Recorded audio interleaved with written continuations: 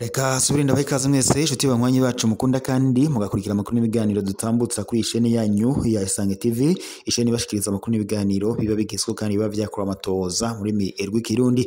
Ndabahaye mwaramutse, abandi ndabahaye mwiriwe bivanye naho muherereye. Iri ni iteka n'umunezero ntangere byusubira kubana namwe banywanyi bacu mukunda kandi mugakurikira amakuru n'ibiganiro dutambutsa kuri isheni yanyu ya Isange TV. Isheni bashikiriza amakuru n'ibiganiro biba bigezweho kandi biba vyakora amatohoza. Reka romba kengurukire mwese mudukurikira muri micungararo igize igihugu cyacu cy'u Burundi, abadukurikira bari mu bihugu bibanyi ndetse n'abari mu makungu ya kuri mwese ndabahaye ikaze mu makuru yacu, amakuru yihuta cyane, amakuru ahambaye, amakuru araza gushimikira ku ngingo nkuru zitandukanye kandi zikurikira. Turoza kunyarukira mu bijanye n'ubutungane, tuze kurabira hamwe kuri ko biravugwa kuri Colonel Arakaza bataziranyeganyega. Hakurungubu amakuru duhabwa n'amasoko yacu ariko aravuga ko kurungubu isakwa ryatanguye mu rugo kwa nyeganyega kandi kurungubu yamaze no kurenguzwa imbere ya sentare ndetse akaba ariko aragirizwa kwica ndetse ngo no guhungabanya amatungo y'igihugu. Amakuru duhabwa n'amasoko yacu kuri ubu akaba yaramaze kwinjizwa ibohero rikuru rya Bururi. Uyu Colonel Arakaza bataziranyeganyega avuga mu mabi menshi. Murabizi ko mu minsi iheze yagirijwe kugerageza guhungabanya ubutunzi bw'igihugu ndetse agashaka no guhungabanya umutekano, atiragiye no kwica nk'uko mu byo yagirijwe na sentare navyo birimo. Turaza kubigaruka ko mu kanya ku bakuru yacu kuryo bw'idonido ndetse n'andi yose atandukanye. Ico ngusaba ibuka gufyonda suivre partage ndetse na s'abonner kugira ngo tubandanye kubana amakuru n'ibiganiro tuba turiko turagushikiriza ku mwanya n'umwanya kuri munesha kuri yanyu mukunda cyane mwe Rudende ya Isange TV. Munesha kure gushikiriza amakuru n'ibiganiro biba bigizwe kandi biba vyakorewe amatohoza muri mirwi Kirundi. Reka rusubire ndaguhe ikaze mu makuru yacu ku buryo bw'idonido tugira duhere ko yariko aravugwa ngaha mu Burundi. Mu Burundi Colonel Arakaza bataziranyeganyega arapfunzwe, akaba ariko aragirizwa rudandazwa rw'amagendo ndetse rw'igitoro ndetse no kugerageza akwica. Akaba rero akababaro ngo kukudahana kwibonekeza mu gipolisi. Kwigenekerezo rya 19 Nyandagaro uyu mwaka Colonel de Police Moise Arakaza bataziranyeganyega yarahagaritswe i Bujumbura acarugikwa mw'ibohero rikuru rya Bururi mu ntara ya Burunga mu bumanuko bw'igihugu cy'u Burundi. Akurikiranwaho ibyaha byo guhungabanya ubutunzi bw'igihugu cy'u Burundi ndetse no kugerageza kwica, bituma ndetse ukudahanwa kuvugwa ko byinshi mu nzego z'umutekano mu Burundi. Intwazangabo nkuru ngo yahagaritswe n'ubutungane. Ihagarikwa rya Colonel Arakaza bataziranyeganyega azwi nabi mu gipolisi cy'u Burundi ryatangaje benshi mu babikurikiranira hafi. Ubwo amasoko mu butungane yahagaritswe kuwa kane kugenekerezo rya 14 Nyandagaro uyu mwaka i Bujumbura ku mutahe w'umushikiriza manza Kizigenza wa Republika akurira sentare y'iyungururizo rya Bururi. Kuva kuwa mbere igenekerezo rya 18 Nyandagaro uyu mwaka apfungiwe mu ibohero rikuru rya Bururi. Kuri uwa kabiri igenekerezo rya 19 Nyandagaro Colonel Arakaza bataziranyeganyega yumvirijwe icariho umushikiriza manza Kizigenza wa sentare y'iyungururizo rya Bururi hamezwa ingingo y'ipfungwa arigiwe. Ubu apfungiwe mu ibohero rikuru rya Bururi kuva kuri uyu muhingamo. Colonel Arakaza yagirizwa ibyaha bibiri: guhungabanya ubutunzi bw'igihugu ndetse no kugerageza kwica. Babiri mu bakozi biwe bikekwa ko bakorana magendu bapfungiwe mu ibohero rikuru rya Murembwe mu Rumonge, iyo ntara nyene nk'uko amakuru ku rubuga abishikiriza. Baciriwe gufungwa umwaka ndetse n'ibindi bihano. Imbere yo guhagarikwa kandi Colonel Arakaza bataziranyeganyega ndetse nabo bagirizwa icaha kimwe bari batwaye mu modokari igitoro kingana n'amaritiro 500.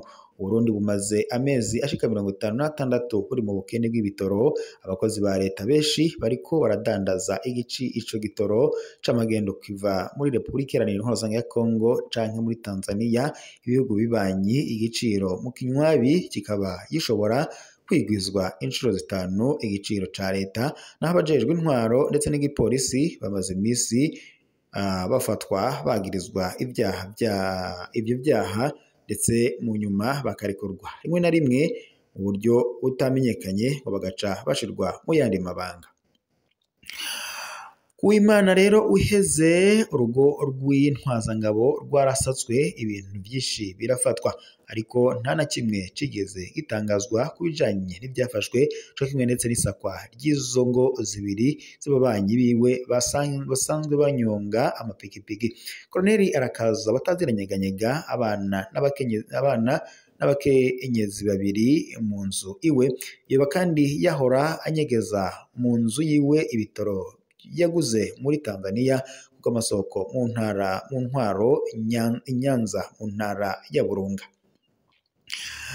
Si irya mbere izina rya Colonel Arakaza bataziranyeganyega rivuzwe mu mabi akomeye. Amashirahamwe yigenga ndetse n'abanyagihugu bamaze imyaka myinshi bamwagiriza amabi yakoze ajanye no kunyuruza abanyagihugu ndetse n'ubundi bubisha, ariko gushika ubu ntiyari bwigere akurikiranwa n'ubutegetsi. Akenshi intwazangabo ziketswe ko ivyaha ntibahanwa, ubu nahanwe by'ukuri ku mabi yagirizwa. Bikaba bishikirizwa rero n'umwe mu banyagihugu b'Ibururi adondagura akababaro ndetse abanyagihugu benshi basangiye.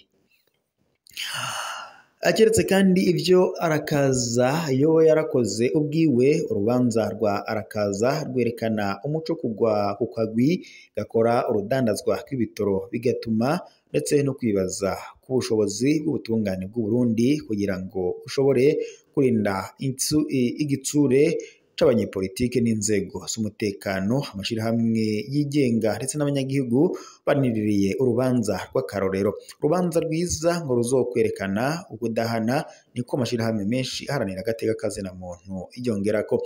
Intambwe zikurikira zizokurikiranirwa hafi kuko urwo rubanza rushobora kuba intango y'urugamba rwo kurwanya ukudahana n'intwazangabo nkuru z'u Burundi.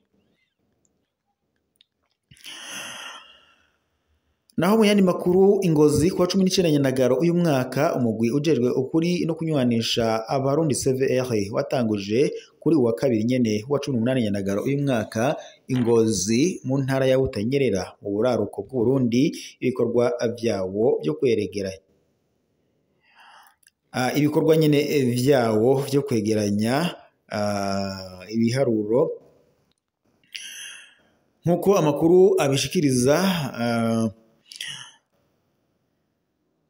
Kuwa 19 Nyandagaro uyu mwaka umugwi ujejwe ukuri no kunywanisha CVR watanguje kuri uyu wa kabiri igenekerezo rya 18 Nyandagaro Ingozi mu ntara ya Butanyerera mu buraruko bw'u Burundi ibikorwa vyawo byo kwegeranya ibibazo by'amatati y'amatongo ndetse n'ayandi matongo yabuzwe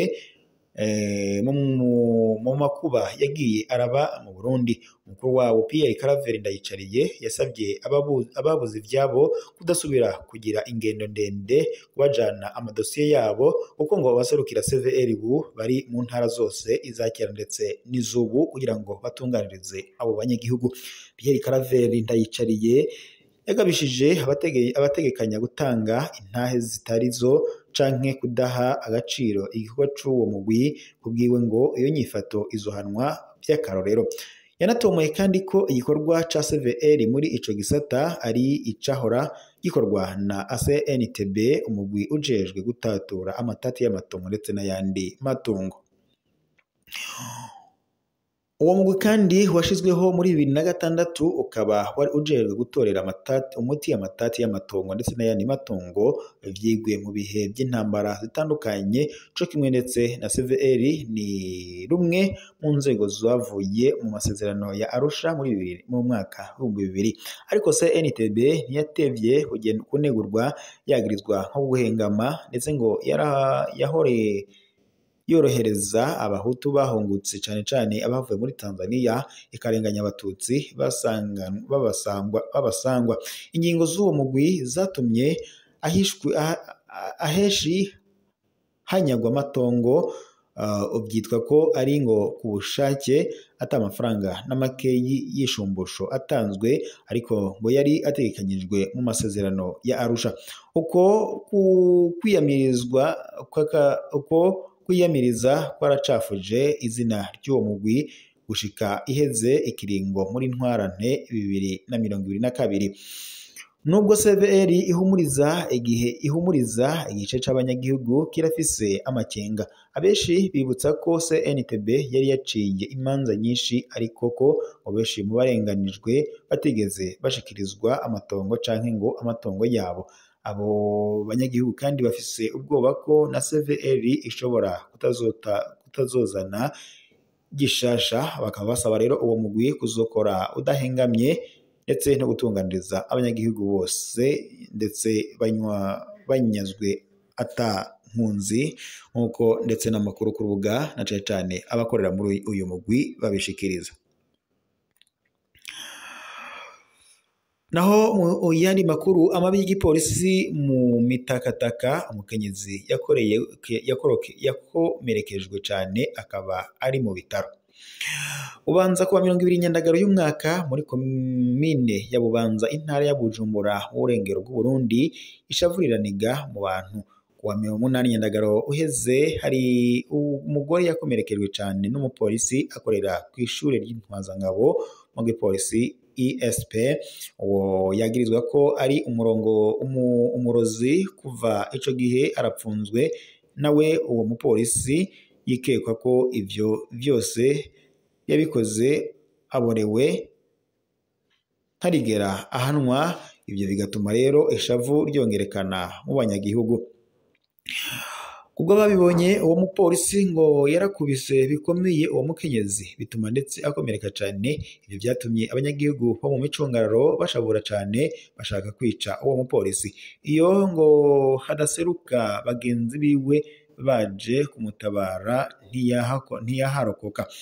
Ubwo abanyagihugu ngo harabaye ukurenza urugero bitavugwa, nubwo ngo bagumye basaba ubutungane wakoze iryo bara abandanya yitembereza ataco yinona. Akingiwe n'abo bakorana ngo kandi yahatswe kwica umukenyezi ataco amuziza, niko umwe mu bahuza agaragaza umubabaro. Umwe mu bajejwe intwaro yemereye imbonesha kure yacu ayo makuru y'ivyabaye, akavuga ko atawurahanwa gushika ubu. Uko kudahana rero gutuma abanyagihugu bamwe bumva ko umengo baratawe, bakabona ko inzego z'ubutegetsi z'umutekano zikingiranira ikibaba hagati yazo zirenganya umunyagihugu. Kuco bita inyifato y'ubunyamaswa, abanyagihugu basaba ko ubutungane bwo kurikirana uwo mupolisi agahanwa kugira ayo mabi ntazosubire. Abapolisi rero bakaba bahamagarirwa gukingira abanyagihugu si ukubahungabanya. Twifuza ko ubutungane bukora, niko bivugwa n'umwe mubo mu okibano. Gushika ubu ntaco igipolisi kirashikiriza. Mu mitakataka ishavuriraniga kandi n'ibyinshi bakababazwa nuko amategeko adakora kubategerezwa kuyashira mu ngiro nkuko amakuru n'ubundi ku rubuga abishikiriza. Mu Burundi humvikana amabi menshi avugwa mu bisata bitandukanye na cane k'umutekano, aho abanyagihugu badonda gatoki bavuga ko abajejwe umutekano bababoreza igufwa, bigatuma ndetse ngo batanareshengezwa imbere y'ubutungane ngo babazwe ivyo baba bakoreye abanyagihugu nkuko amakuru duhabwa n'amasoko yacu mu bisata bitandukanye abishikiriza. Reka rero dusoreze amakuru yacu muri Repubulika Iharanira Intwaro Rusange ya Kongo. Kuri uyu wa 21 Nyandagaro uyu mwaka, amakuru kurubuga nuko hazindutse imirwano hagati y'igisirikare ca leta ya Kongo FARDC ndetse n'abo bafatikanyije guhangana n'umugwi witwaje igwanisho M23 harimo ingabo z'u Burundi FDNB ndetse n'imigwi yitwaje igwanisho nka Wazalendo. Gusa amakuru duhabwa n'amasoko yacu avuga ko kuri ubu ngubu ngo umugwi wa M23 waba uriko uratera ushaka kwinjira Uvira, ariko ngo bidativye ishobora no kwinjira mu gihugu c'u Burundi kandi igaca ifata umugwa mukuru w'ubutunzi i Bujumbura. Mu gihe kandi perezida w'u Burundi Evariste Ndayishimiye ubwo yaganiraga n'abamenyesha makuru batandukanye yagaragaje ko ngo umugwi wa M23 ushigikiwe ni na leta y'u Rwanda mu gihe kandi leta y'u Rwanda idahengeshanya guhakana ibyo byose yagirizwa ikavuga ko atayihuriye no mu gutwaje urwanisho wa M23 uhungabanya umutekano mu buseruko bwa Repubulika Iharanira Intwaro Rusange ya Kongo. Perezida w'u Burundi rero Evariste Ndayishimiye yavuze ko mu gihe umugwi wa M23 watera Bujumbura uciye muri Uvira ngo leta y'u Burundi nayo izoca ifata umugwa mukuru wa politiki u Rwanda Kigali ngo iciye mu Bugesera nk'uko perezida w'u Burundi Evariste Ndayishimiye yabitanzemwo intahe. Ni mu gihe kandi umugwi wa M23 umaze kwigarurira ibice bitandukanye muri Repubulika Iharanira Intwaro Rusange ya Kongo nka Nord Kivu ndetse na Sud Kivu. Ibi rero bikaba ari ibice byigwije ko ubutare nk'uko n'ubundi amakuru ku rubuga abishikiriza. Ngaho rero reka amashimire mwese mwari kumwe natwe mu makuru tubashikiriza aka kanya turi dusuzire ngaha tuze gusubira mu makuru haraza kuba ageze ko mwana muko mupyonda suivre partager ndetse na s'abonner tubananye kubana makuru y'ibiganiro tuba turiko turabashikiriza.